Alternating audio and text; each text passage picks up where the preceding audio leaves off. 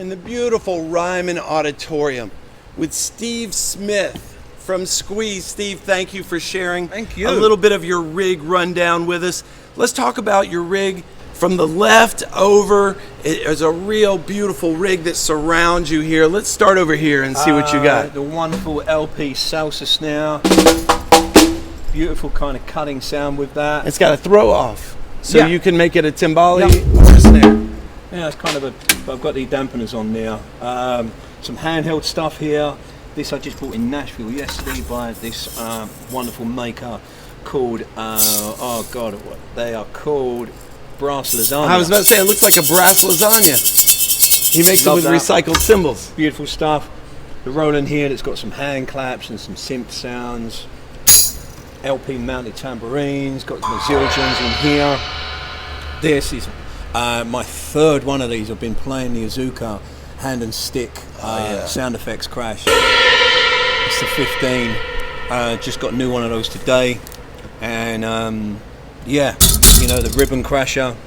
Pete Englehart. Some of the Jam bells here, running down, mini timbales. And these guys are from Spain. This is SM Percussion, the clap stack. And that's on this I just got from, am I going to do this right? No, I'm going to get caught out. Let me try and do this. And this I just picked up from Index.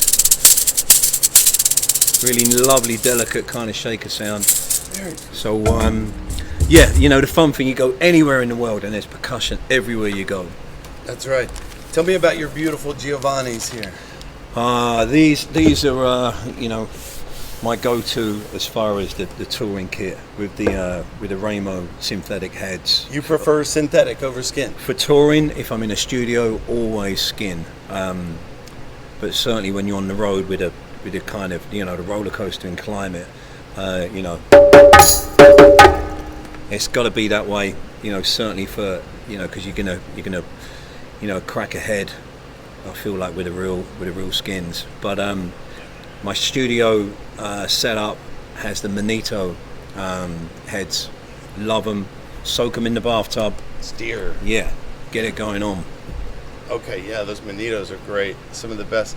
Steve, do you have like an old piece of gear that you carry to every gig that's got to be with you, even if it's something that's like a good luck charm? What's your oldest piece of gear?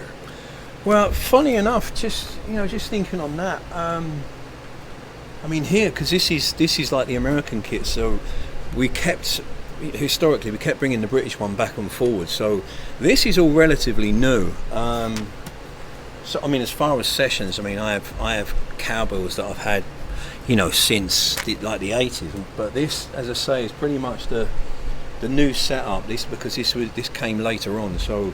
There's nothing here that's particularly old, but you know, I just back up in Massachusetts where I lived for a long time, I have a set of LP Palisades Park fiberglass congas there. I guess they're the oldest. They're going to be late 70s, so you know, they only come out for special occasions. Steve, tell me about this SPDSX. I have one. I know a lot of percussionists lean on them. How do you use the sampler? Well, as I say, there'll be stuff that's like hand claps, or there'll be some synth sounds that I trigger on certain songs. But yeah, you know, there could be, certainly if there's hits that we need to do, I would like kind of sounds that, you know, just to have on a keyboard, you know, it's too much. So I use it really for, you know, one bar loops or triggering stuff like that. Over your left hand shoulder, full black diamond drum set, beautiful drum set. You spend probably a lot of your performing time right next to a drummer. Yeah. What's your philosophy on fitting in with another drummer on stage? Well, you know, I suppose in layman's terms, he's, you know, the heartbeat of the song. I'm really just filling in the gaps. No, I mean, you know, drums really are, you know, if you think of it like a beautiful cake, you know, the drums are there. They're the you know, the tasty, scrumptious layer. Then the percussion, I think, is somewhere in the top, which takes you out of the rhythm section into the rest of the band, and then, you know, the vocals are the cherry on the cake. Yeah, and we're all going to be percussionists listening to this, and I think we can admit something that we try to keep a secret, and it really is the best gig on the stage because we can just we don't have the heavy responsibility of the drum set player. No.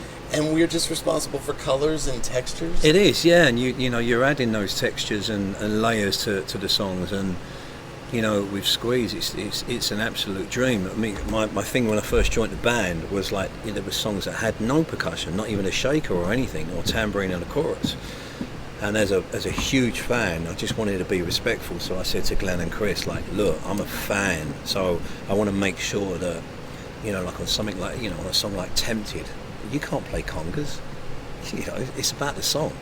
So it's just like, you know, shaker and tambourine hits, and that's all you need on that song because, you know, it's such an incredible song. Let's talk about sponsorship one more time. Tell me about your sticks. Who do you use for sticks? Vic Firth, sorry, look, I mean, that one's already kind of torn in. This is the El Conquistador. These are the Alex Acuna signature series.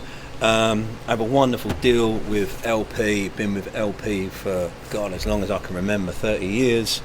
Zildjian, again, 30 years with Zildjian. Roland, Gibraltar. And then some of the more boutique guys like SM Percussion here.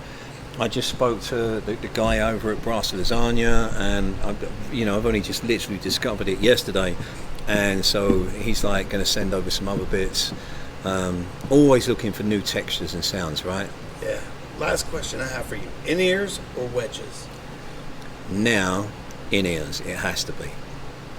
I have hyperacusis in the right, and tinnitus in both ears. So I have the tone, but I have the in the right, which is.